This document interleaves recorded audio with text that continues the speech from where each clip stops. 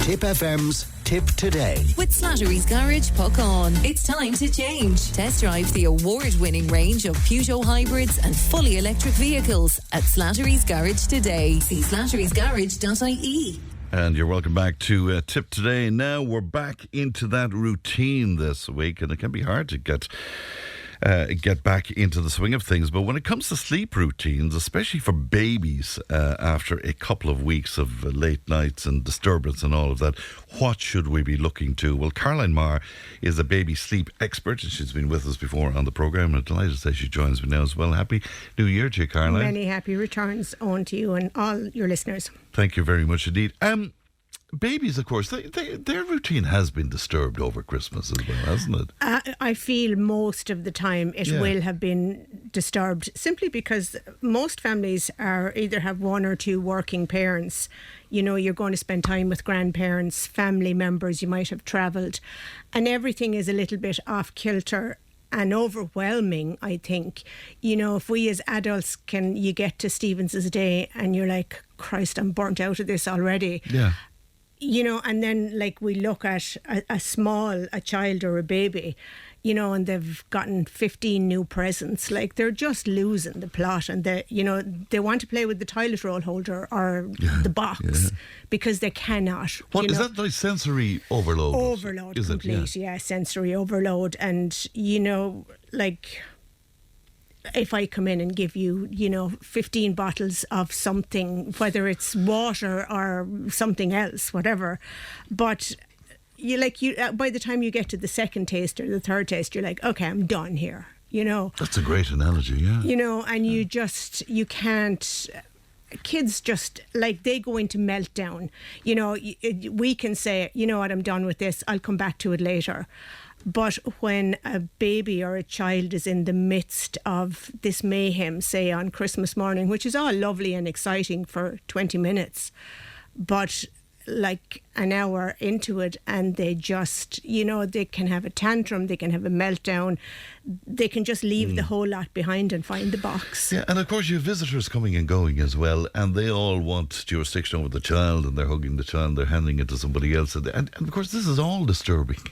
The whole routine. Yeah, it's so disturbing, and then as adults, what happens, I think, What can happen very easily is, as an adult, we get our nose out of joint because said child didn't behave as that adult as the perfect baby thought. That they should behave. But if I handed the said adult around to 15 different people, and asked them to be entertaining and perform. Perform accordingly. The reaction would be very different. Like, if we look at children, small children particularly, but all kids, and if the expectation we set of them, if we could have the same intention in our own head of how we behave, and look at them and set the same, if we can help them and guide them. But if we don't have one expectation for them and think that we're superior, and we don't have to do that, like, there's a lot that gets lost in translation there for a small child. And while it's too late now, but if you were to advise people about Christmas and say a child, maybe around the age of 1 or whatever, would you say to pull back on gifts, pull back on that overwhelming sensory experience? Would you say that? This is what I feel. I mean, everybody has their own opinion, but I think we've become very, very materialistic. And like, if you have like a smaller baby, they just get totally overwhelmed. But if you have a toddler or a child that you can actually have a conversation with, it's like if you take them, I don't care, swimming or to the movies, or go to the park. Yes. If you're an aunt or an uncle or a grandparent, if you make a memory with them, your child is going to make the memory. But like, if I come into your house and say all of your family come in at the same time, and we give a child in your home 15 presents, they haven't a goddamn clue who gave them what. And it's not that they are ungrateful, they did not ask for it, and they don't care about it. It just is all overload. So I think if we spent more time and less stuff. You know, it's... And can it harm them? I mean, is it... Look, I wouldn't be qualified to say whether it harms them or not. You know, that's way above, you know, my pay grade, really. I just think time is so important, isn't it? Yeah. You know, it's like if you and I go for a cup of coffee and I say, oh, and I've only got 4 minutes, but here, I'll buy you a cup of coffee. Like, you sit there and you're like, well, why the heck did I make the effort to get up, go out and come for this coffee when you didn't even have the manners to sit and chat with me? You know, whereas, like, if after 30 minutes you're like, I don't want to go, but I have to go. Like, it's the time that makes the impact, and isn't it? That's the great gift. I feel it's a huge gift, yeah. What about sleep then? Sleep, I mean, I suppose for families that had sleep, for the want of a better description, like under control before Christmas, then whether it's Christmas or if you had a christening or a birthday party, you went on holidays and everything goes off kilter. Like, if you have a situation where you've had a positive sleep pattern, then it really is just having the mindset as parents to say, today's the day we're going to go back, you know, to square one and start this again. A smaller child will fall into a rhythm, you know, very quickly with a little bit of consistency. And then for a child that, you know, you can have the conversation with and understand, it's like, don't talk them to death, but literally say, you know what, today we're going back to like our sleep pattern, whatever our bedtime rhythm was, because we're all, you know, instead of putting the onus on the baby or the child and saying, you know, you will go to bed and you will sleep, say, you know, we're all tired and we all need to get back into a routine, because we're encompassing the whole family. You know, particularly like a toddler will have an easier time accepting that because they don't have FOMO. You know, they don't fear like that, oh, mommy and daddy want me to do this. Okay. But they're going to continue the party without me, kind of thing, if we have this explanation that we're all going to do it together. You know, and it literally is like you know, like, we're all tired. We all need to get back to that pattern. Yeah, it's interesting. How long should you give yourself to get that back on track again? Well, I suppose how long is a piece of string? I mean, if something is going on for a month, well, then we need to find a different way, because there's something there. There's something amiss, you know.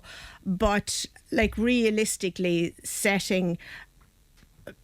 I suppose not setting a time frame, but if you had a really good rhythm beforehand and now you want to get back into that, like, don't expect it to work over 24 hours.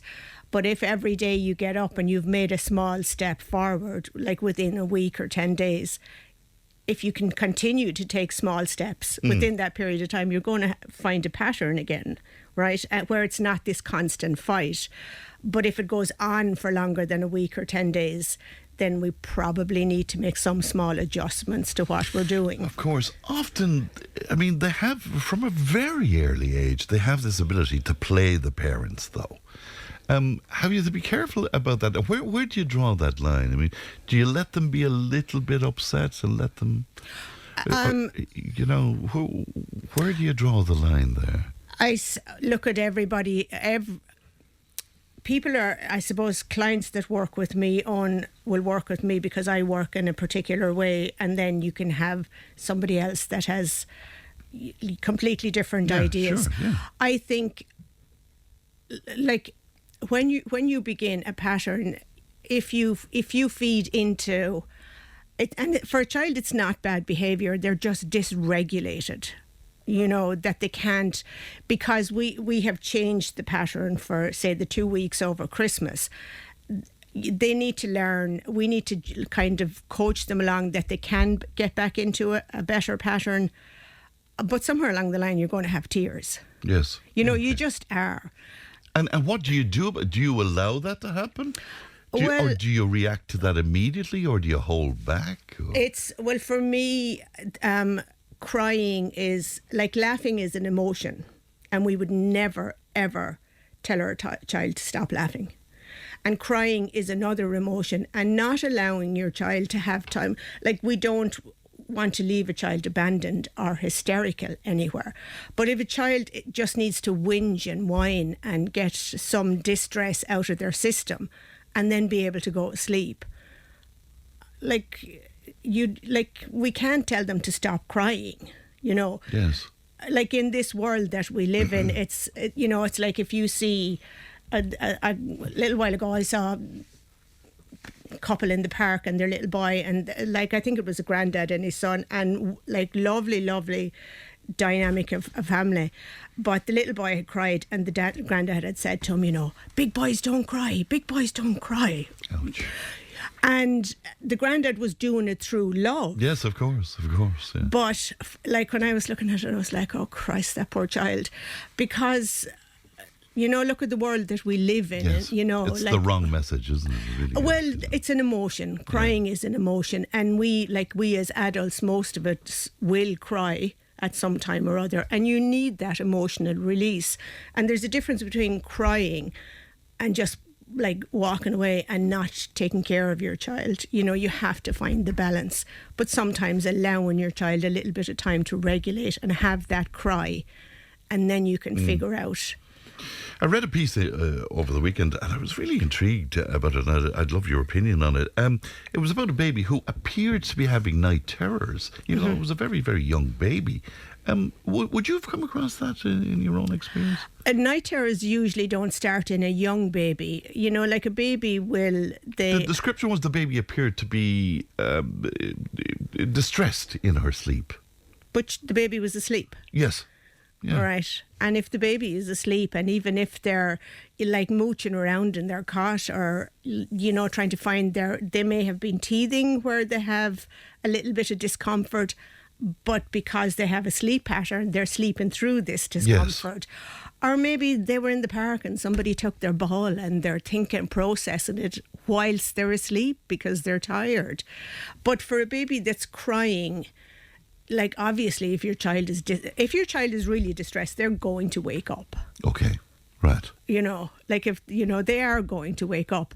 But if a child is asleep and kind of they're mooching around their cot or their bed or whatever it is, us intervening, if it makes you feel better as a parent to be present in that room, then do.